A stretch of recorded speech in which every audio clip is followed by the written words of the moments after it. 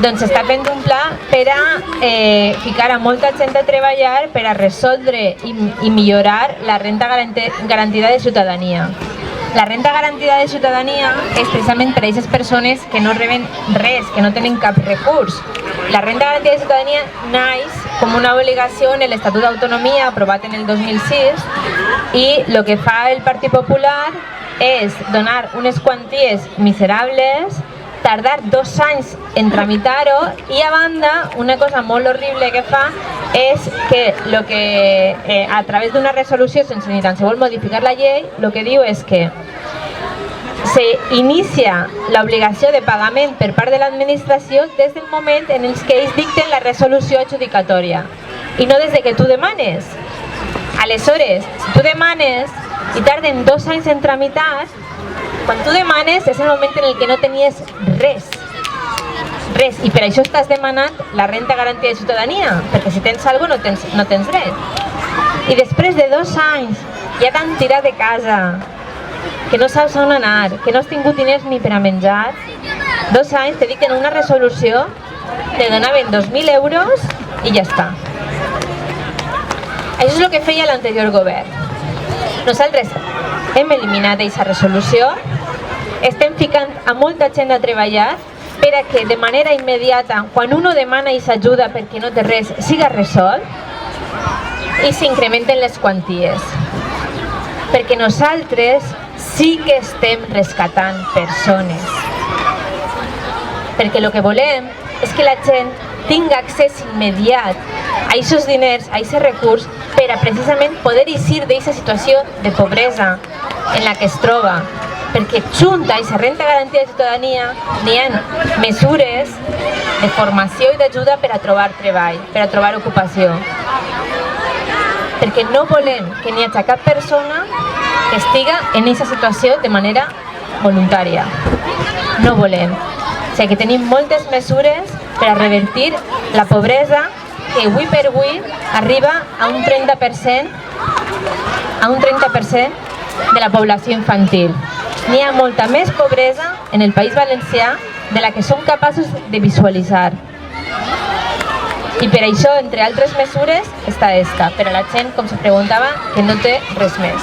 Ja estem posant en marxa licitacions de tota una sèrie de carrils bicis que faran que a meitat o abans de la meitat de l'any 2017 tinguem 17 quilòmetres més de carrils bici, entre el qual està el de l'anell ciclista, que és el que va alrededor de la ronda del 5, que aplega vora 5 quilòmetres més de carril bici. Però és que a més se licitaran, ja estan en licitació, el carril bici de l'Avinguda del Cid, el de Reine de València, el de Manuel Candela, de l'Avinguda Burjassot, aquí, de Constitució, i també l'altre, qual era, el carrer Malilla, i després tenim un altre que connectarà la Porta de la Mar en Benimaclet per damunt del pont de la Peineta. Això connectarà el que és l'anell ciclista que passa pel carrer Colón i això connectarà directament entre la Porta de la Mar i Benimaclet. En això, més de 17 quilòmetres més. I a banda d'això s'està fent tota una sèrie d'actuacions que, com hem dit, venen també dels pressupostos participatius. Perquè hi ha una sèrie d'actuacions en els barris per a fer més accessibilitat, per a treballar, per exemple, en els encreuaments, per a posar més semàfors o més senyalització, incrementar les dotacions d'aparcabicis, fer tota una sèrie d'actuacions fins a arribar als 2 milions d'euros que inclouen aquests carrils bici. Este matí hem presentat una sessió, diguem, d'un autobús elèctric que anirà funcionant fins al final de juliol per a que nosaltres puguem testar, puguem provar quines són el funcionament d'aquests autobusos elèctrics per a veure si té autonomia la bateria, perquè els autobusos funcionen una mitjana de 14-16 hores al dia. I hem de veure si la bateria, una vegada que se recarrega tota la nit, a partir de quan comença a funcionar fins a l'últim servei que dona per la nit, té l'autonomia suficient sense necessitat de tornar a la cotxera per recarregar o sense necessitat d'implantar sistemes de recàrrega al llarg de la línia, que també tenen un cost molt elevat. I aleshores hem fet aquest acord, ells ens han cedit un autobús, este matí ho hem presentat i ara funcionarà en diferents línies de la ciutat fins al final del juliol. A partir d'ahí tindrem tota una sèrie de dades que podem estudiar per a veure el funcionament. I si està sotmès també a condicions, diguem, un poquet extremes, perquè a l'estiu és quan se consuma més bateria per la refrigeració, climatització dels autobusos, i a partir d'ahí ja podem veure com funcionen per anar programant la compra d'autobusos en els anys vinents. Sempre atenent al pressupost que tinguem, clar, perquè com ja hem comentat moltes vegades esta nit, les limitacions pressupostàries són les que són. En primer lloc, una nova forma de redistribució geogràfica. Cal atendre la singularitat de les diferents poblacions. El que no té sentit és que des del carrer Ciscar fins al Perellonet tingués que anar-hi al mateix lloc i que a fer les teues gestions. Així que per una banda tindre en consideració els pobles de la ciutat de València i després sí que una redistribució també en el tamany, no? Per exemple, un exemple que està damunt de la taula en un primer estudi, no?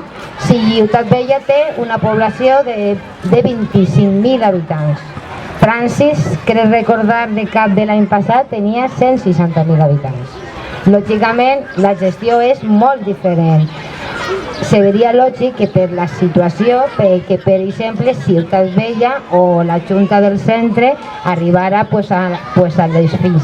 fins a les grans vies, ampliar-la un poquet i que per a que les unitats sí que foren més homogènies en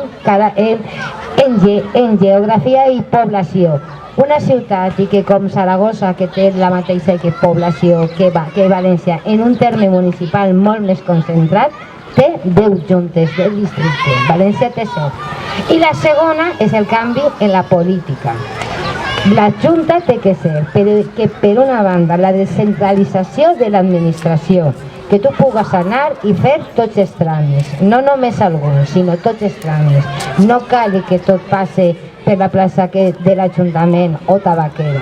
Per això cal descentralitzar l'administració i té que ser el foro en el qual s'establesca el diàleg entre l'administració i la ciutadania, que tu pugues rebre, que tu pugues atendre i que tu pugues fer debat, comissions, participació. Doncs aquestes, diguem, serien les 3 línies bàsiques en les quals el govern està començant a treballar i posant alguns exemples, perquè també portem un any i és la primera vegada i n'hi ha una